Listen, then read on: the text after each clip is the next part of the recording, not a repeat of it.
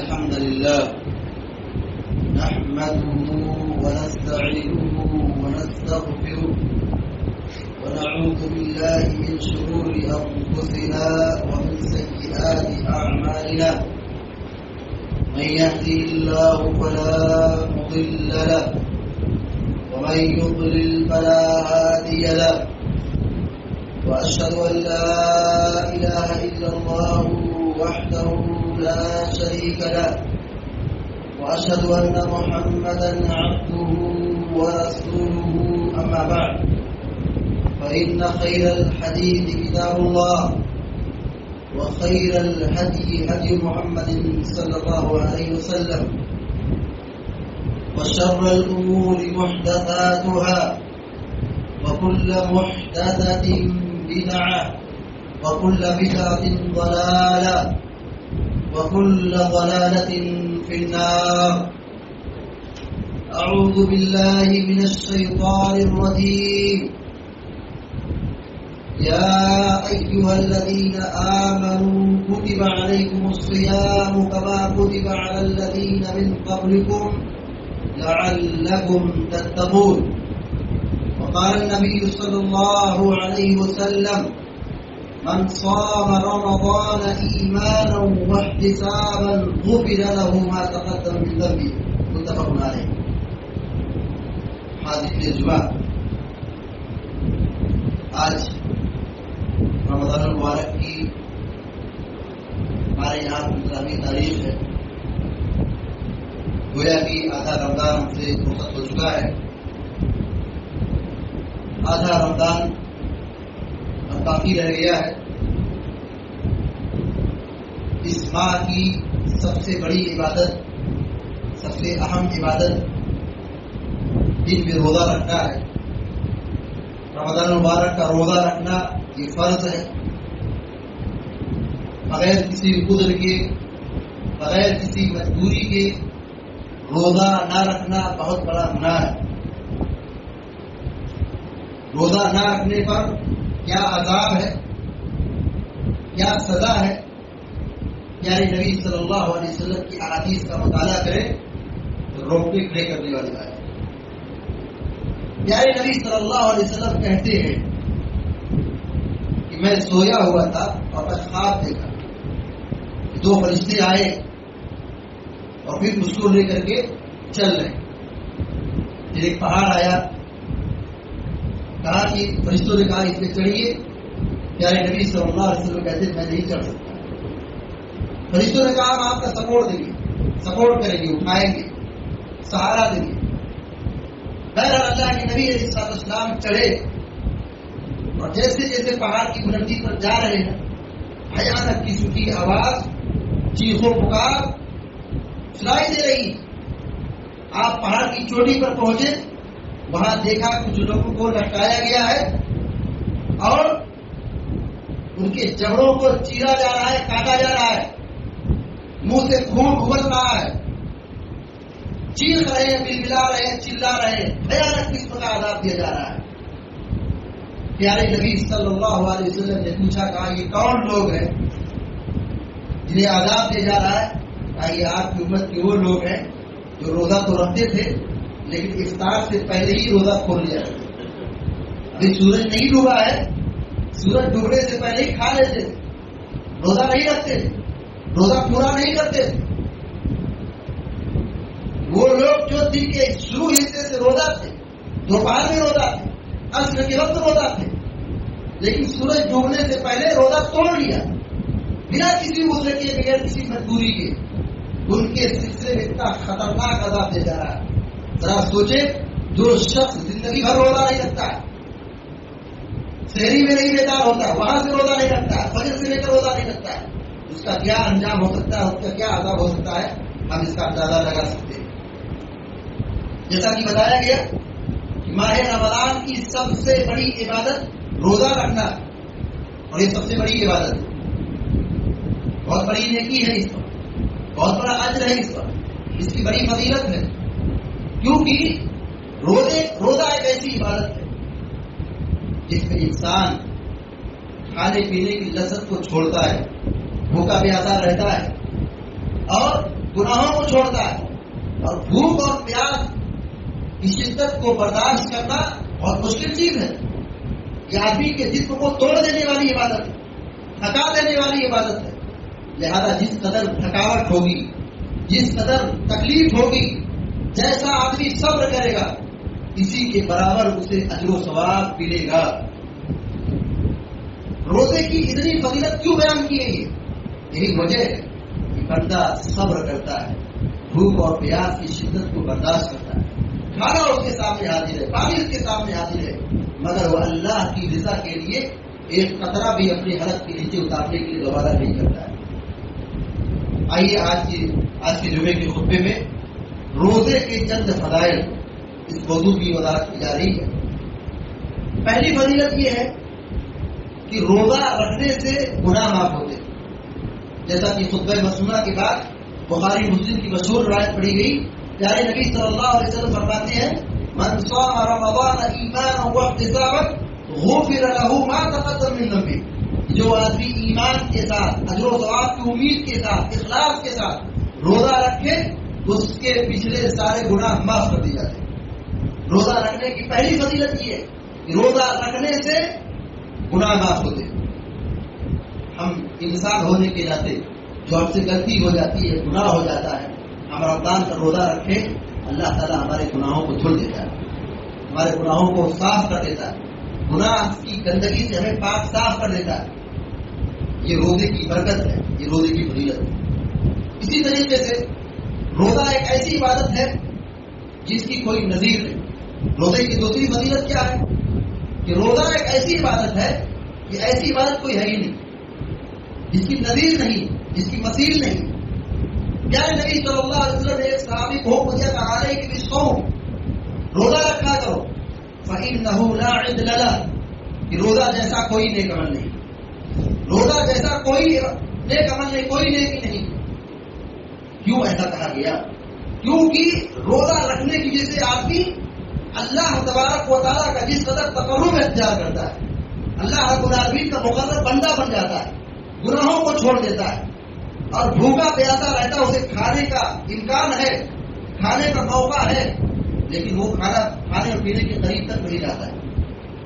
اس لیے یہ بہت بڑی عبادت ہے, اس سے بڑھ کر عبادت کوئی نہیں ہے.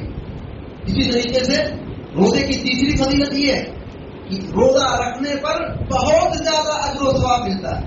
ایک تو گناہ معاف ہوتے ہیں, دوسرا یہ کہ اللہ تبارک و تعالیٰ روزے کی عبادت پر بے انتہا اجر و ثواب عطا کرتا ہے. کتنا اجر و ثواب عطا کرتا ہے بتایا نہیں, کہ بہت ساری نیکیاں ہیں جس کا ثواب بتایا گیا, جس کے ثواب کی لمٹ ہے, اس کی حد ہے, اس کا ایک حد مقرر ہے. لیکن روزہ ایک ایسی عبادت ہے کہ اللہ تبارک و تعالیٰ ہی اس کا بدلہ دے. پیارے نبی صلی اللہ علیہ وسلم فرماتے ہیں, حدیث قدسی ہے, اللہ تعالیٰ کہتا ہے کل عمل ابن آدم له الا الصیام, بندے کا ہر عمل اس کے لیے, یعنی اس کا ثواب بتا دیا گیا ہے, اس کا اجر متعین ہے, الا الصیام, لیکن روزے کا بدلہ نہیں بتایا گیا. نہیں بتایا کہ مطلب یہ ہے کہ اللہ تبارک و تعالیٰ روزے کا ثواب بہت زیادہ دے گا. کہا فإنہ لی وأنا أجزی بہ, کیونکہ بندہ روزہ میرے لیے رکھتا ہے, یہ روزہ میرے لیے رکھتا ہے, میں ہی اس کا بدلہ دوں گا. روزے کا ثواب اللہ تعالیٰ دے گا, ہر عبادت کا ثواب اللہ ہی دے گا. ہم نماز پڑھتے اس کا بدلہ اللہ ہی دے گا, ہم زکات کے صدقات و خیرات نکالیں اس کا ثواب اللہ ہی دے گا. لیکن یہاں خصوصیت کے ساتھ جو کہا گیا کہ فإنہ لی وأنا أجزی بہ, روزہ میرے لیے ہے, بندہ روزہ میرے لیے رکھتا ہے, میں ہی اس کا بدلہ دوں گا. ہر نیکی کا بدلہ اللہ ہی دے گا, لیکن یہاں خصوصیت کے ساتھ روزے کے بارے میں کہا گیا کہ میں ہی اس کا بدلہ دوں گا, یعنی اس کا ثواب کتنا ہے, اس کا اجر کتنا ہے بتایا نہیں گیا. نماز کا ثواب واضح ہے, صدقے کا ثواب بتایا گیا ہے, نماز کا ثواب بتایا گیا ہے, زکات کا ثواب بتایا گیا ہے, حج کا ثواب بتایا گیا ہے, عمرہ کا ثواب بتایا گیا ہے.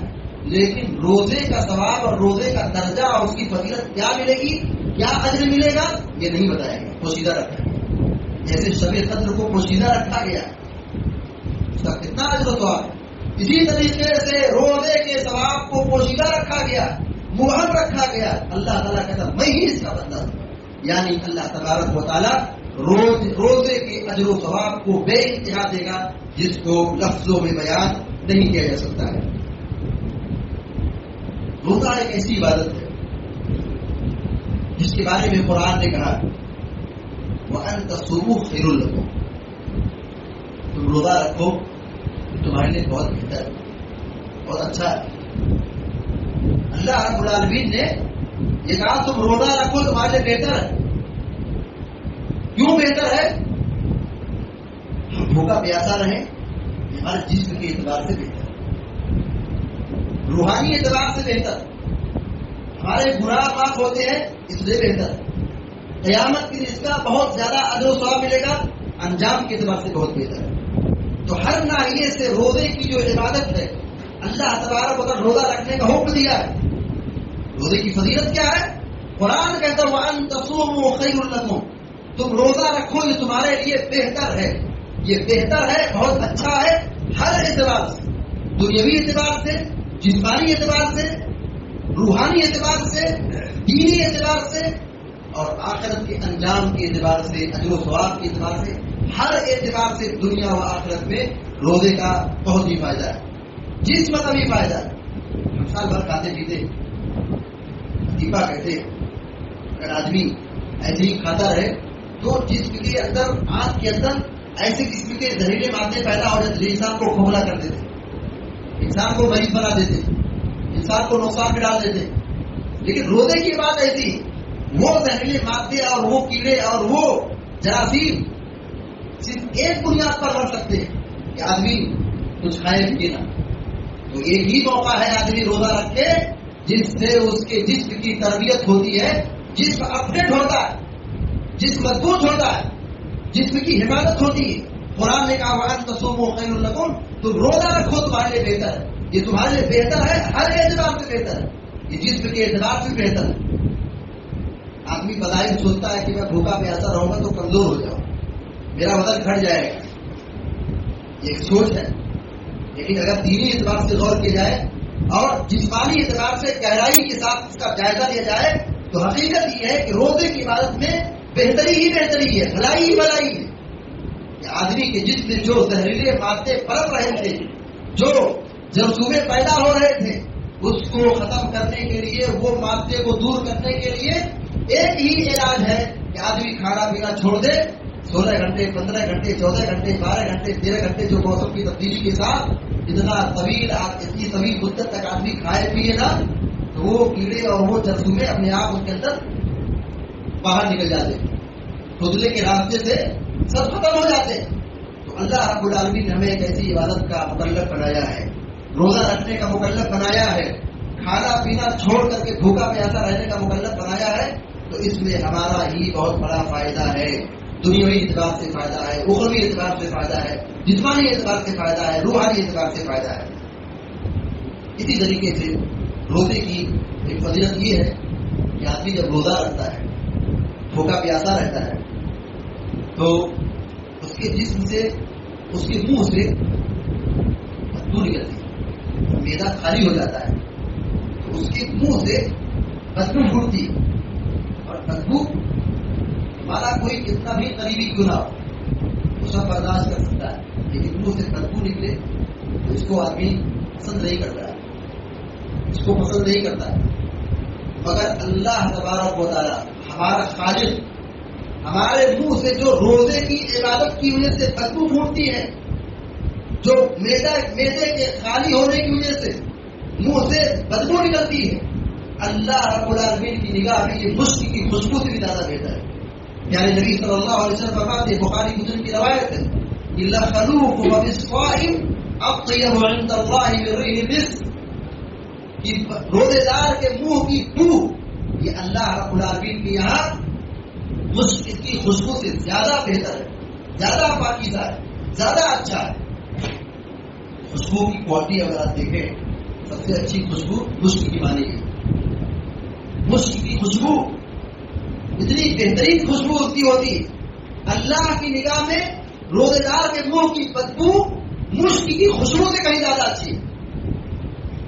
اللہ تبارک و تعالیٰ کی نگاہ میں روزدار کی کیا قیمت ہے، روزدار کا کیا مقام ہے کہ انسان کے بدبو کو اس کے منہ کی جو بدبو ہے بو ہے جس کو قبول نہیں کرتا، جس کو پسند نہیں کرتا، ٹوک دیتا ہے، روک دیتا ہے، منع کرتا ہے، مجلس میں آنے سے روک دیتا ہے.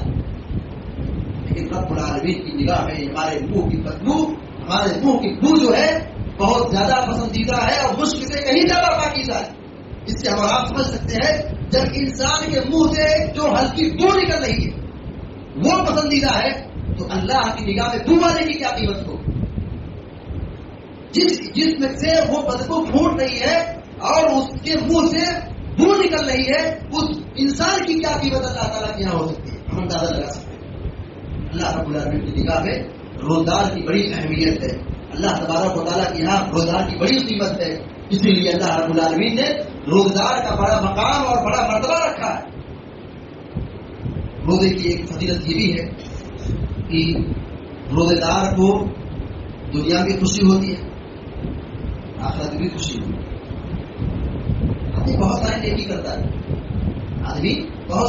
نیکی کرتا ہے، لیکن روزہ رکھ کر کے جو آدمی خوشی محسوس کرتا ہے وہ دوسری بات تو میں نہیں.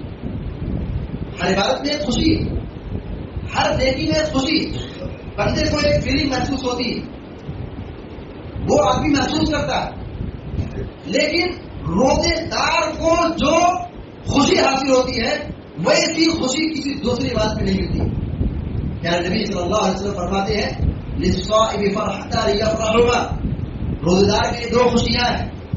بندہ دو وقت خوش ہوتا ہے، فرحت عند فطره اور بعض وقت کا اذا افطر فرح. بندے کو ایک خوشی اس وقت ہوتی ہے جب وہ افطار کرتا ہے. دن بھر بھوکا پیاسا تھا، اب وہ کھا لیا، افطار کر لیا، اسے خوشی ہوتی ہے. خوشی اس لیے ہوتی ہے کہ آدمی دن بھر بھوکا تھا، اللہ کی عبادت کیا تھا، اب یہ اس کی عبادت پوری ہو گئی، یہ افطار کر رہا ہے، کھا رہا ہے، اسے خوشی محسوس ہو رہی ہے. اس لیے نہیں کیوں کھا رہا ہے، اس لیے اسے خوشی ہو رہی ہے کہ وہ افطار کر کے اپنی ایک عبادت پوری کر رہا ہے، ایک نیکی پوری کر رہا ہے، ایک عبادت مکمل کر رہا ہے. ایک فرض ہمارے اوپر تھا، وہ فرض ادا ہو رہا ہے، وہ عبادت ہم سے پورا ہو رہی ہے. وَإِذَا لَقِيَ رَبَّهُ فَرِحَ بِصَوْمِهِ. اور دوسری خوشی اس وقت ہوگی جب بندہ اللہ رب العالمین کے پاس اٹھایا جائے گا، حساب و کتاب کے لیے جمع کیا جائے گا، تو روزے سے اپنے رب سے ملاقات کے وقت خوش ہوگا.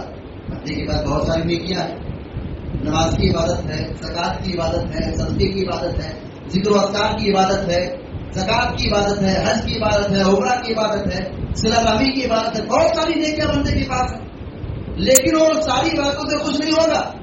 حدیث موجود وَإِذَا لَقِيَ رَبَّهُ فَرِحَ بِصَوْمِهِ. وہ اپنے روزے سے خوش ہوگا. کیوں روزے سے خوش ہوگا؟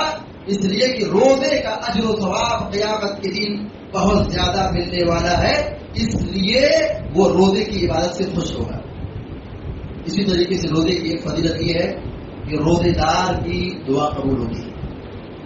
روزے کی حالت میں بندہ دعا کرے، چاہے صبح کا وقت ہو، دوپہر کا وقت ہو، چاشت کا وقت ہو، شام کا وقت ہو، یا افطار سے پہلے کا وقت ہو. روزے دار کبھی بھی دعا کر سکتا ہے، اللہ تعالیٰ اس کی دعا کو قبول کرے گا. آدمی صبح سے لے کے شام تک دعا نہ کرے، صرف افطار کے وقت دعا کرے. ایسا نہیں کہ صرف افطار ہی کے وقت دعا قبول ہوتی ہے، ایسا نہیں. افطار کے وقت بھی دعا قبول ہوتی ہے، لیکن کوئی شخص خاص کر لے نہیں افطار کے وقت دعا قبول ہوتی ہے، یہ قبولیت کی گھڑی ہے، ایسا نہیں. قبولیت کی گھڑی صبح سے لے کے شام تک، افطار تک ہے. روزے دار جب بھی دعا کرے اللہ تبارک و تعالیٰ روزے دار کی دعا کو قبول کرتا ہے. رمضان کے سیاق میں اللہ رب العالمین نے دعا کا ذکر فرمایا، وَإِذَا سَأَلَكَ عِبَادِي عَنِّي فَإِنِّي قَرِيبٌ أُجِيبُ دَعْوَةَ الدَّاعِ إِذَا دَعَانِ فَلْيَسْتَجِيبُوا لِي وَلْيُؤْمِنُوا بِي لَعَلَّهُمْ يَرْشُدُونَ. یہ قرآن کی آیت ہے سورہ بقرہ کی. یہ آیت کہاں پہ؟ اس آیت سے پہلے روزے کا ذکر ہے، اس آیت کے بعد رمضان کے بعد احکام و مسائل کا ذکر ہے. رمضان کے احکام و مسائل کے بیچ میں یہ دعا کا ذکر ہے. کیا مطلب ہے؟ رمضان کا دعا سے بہت گہرا تعلق ہے. دعا کی عبادت ہے، یہ روزے سے اور رمضان سے بہت گہری مناسبت رکھتی ہے. ماہ رمضان یہ دعا کی قبولیت کی گھڑی ہے. ماہ رمضان میں دعا کرنا چاہیے، اور خاص طور سے روزے کی حالت میں. دعا قبول ہوتی ہے. پیارے نبی صلی اللہ علیہ وسلم فرماتے ہیں ثلاث دعوات مستجابات، 3 قسم کی دعائیں قبول ہوتی ہے، رد نہیں کی جاتی. اس میں سے آپ نے فرمایا دعوت الصائم، روزے دار کی دعا.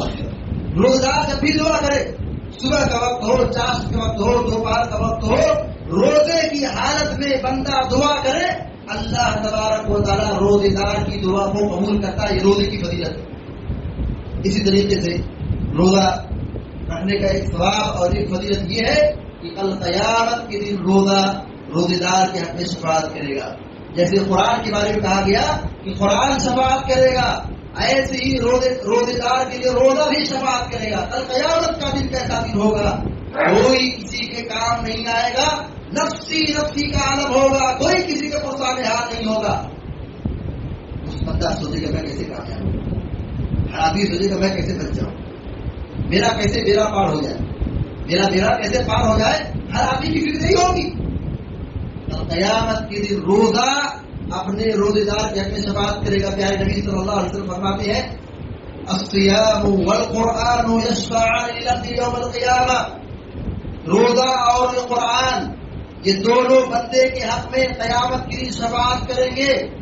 روزہ کہے گا یہ دن بھر کھانا پینا بند کیا تھا، نہیں کھاتا تھا، نہیں پیتا تھا، گناہ چھوڑ دیا تھا، اس کے حق میں میری شفاعت کو قبول کر لے. اللہ تعالیٰ شفاعت قبول کر لے. قرآن کہے گا یہ بندہ ایسا ہے کہ دن میں قرآن پڑھتا تھا، رات بھی قرآن پڑھتا تھا، نیند کی قربانی پیش کرتا تھا، میرے حق میں اس کے حق میں میری شفاعت قبول کر لے. اللہ تبارک و تعالیٰ روزہ اور قرآن ان دونوں کی شفاعت کو بندے کے حق میں قبول کر لے گا. اس سے ہم اور آپ سمجھ سکتے ہیں کہ روزے کی کیا فضیلت ہے. اسی طریقے سے روزہ رکھنے کا ایک فائدہ اور ایک ثواب اور ایک فضیلت یہ ہے کہ روزہ رکھنے کی وجہ سے آدمی جہنم کی آگ سے آزاد ہو جاتا ہے. آدمی روزہ رکھے جہنم کی آگ سے آزاد ہو رہا ہے. پیارے نبی صلی اللہ علیہ وسلم فرماتے ہیں الصیام جنۃ من النار، سنن نسائی کی روایت ہے کہ روزہ یہ جہنم کی آگ سے ڈھال ہے. یعنی بندہ روزہ رکھے اس کا انجام جنت ہے، اس کا مقام بہت اونچا ہے، اس کا درجہ آخرت میں بہت بڑا ہے، وہ جہنم میں داخل نہیں ہوگا، جہنم کی آگ سے بچے گا. اور 10ویں اور آخری فضیلت یہ ہے کہ روزہ رکھنے والا روزے دار کے لیے اللہ رب العالمین نے بہت اعلیٰ درجہ تیار کر رکھا ہے. آپ جانتے ہیں روزے دار کو قیامت کے دن جنت کے ایک خاص گیٹ سے داخل کیا جائے، ایک خاص گیٹ جس کو باب الریان کہا گیا. باب الریان سے بندے کو داخل کیا جائے گا. قیامت کے دن کہا جائے گا روزے دار کہاں ہے، روزے دار کھڑے ہوں گے. باب الریان سے ان کو خصوصی گیٹ سے داخل کیا جائے گا. بڑے آدمی، اسپیشل لوگ، VIP قسم کے لوگ، ایسے لوگوں کو عام دروازے داخل نہیں کیا جاتا. بڑے لوگوں کو عزت و احترام کے ساتھ پبلک سے ہٹ کر کے خاص لوگوں کو خاص گیٹ سے داخل کیا جاتا ہے. اللہ تبارک و تعالیٰ قیامت کے دن روزے دار جو اللہ کے خاص بندے ہیں، ایسے بندوں کو اللہ تبارک و تعالیٰ خاص گیٹ سے، باب الریان گیٹ سے جنت میں داخلہ نصیب فرمائے گا. اللہ تبارک و تعالیٰ سے دعا ہے کہ اللہ تعالیٰ ہم سب کو، آپ سب کو نیک عمل کرنے کی توفیق عطا فرمائے، دنیا میں جب تک زندہ رکھے، ایمان اور توحید پر قائم رکھے، اور ہم سب کو روزہ رکھنے کی توفیق عطا فرمائے. اللہ تعالیٰ سے دعا ہے کہ اللہ تعالیٰ مریضوں کو شفا کاملہ عطا فرمائے، جو پریشان اللہ تعالیٰ ان کی پریشانی کو دور فرمائے، جو تندرست اللہ تعالیٰ ان کی تندرستی کو دور فرمائے. ہمیں جو بیمار ہے اللہ تبارک و تعالیٰ اپنے فضل و کرم سے ان کو شفا کاملہ عطا فرمائے، اور جو پریشان اللہ تعالیٰ ان کی پریشانی کو دور فرمائے، اور مسجد اقصی کی حفاظت فرمائے. ظالموں کو اللہ تعالیٰ ہلاک و برباد کرے، ظالموں کو نیست و نابود کرے، اور اس طرح سے ہمارے اپنے ملک میں امن و امان عطا فرمائے، اور ظالموں کو کیفر کردار تک پہنچائے، اور ہم سب کو، آپ سب کو جنت الفردوس میں داخلہ نصیب فرمائے. عذاب جہنم سے بچائے، عذاب قبر سے بچائے، دجال کی فتنے سے بچائے، قرض کے بوجھ سے بچائے. آمین یا رب العالمین. اقول قولی هذا واستغفر الله لي ولكم ولسائر المسلمين فاستغفروه انه هو الغفور الرحيم. وصلى الله على نبينا محمد وسلم.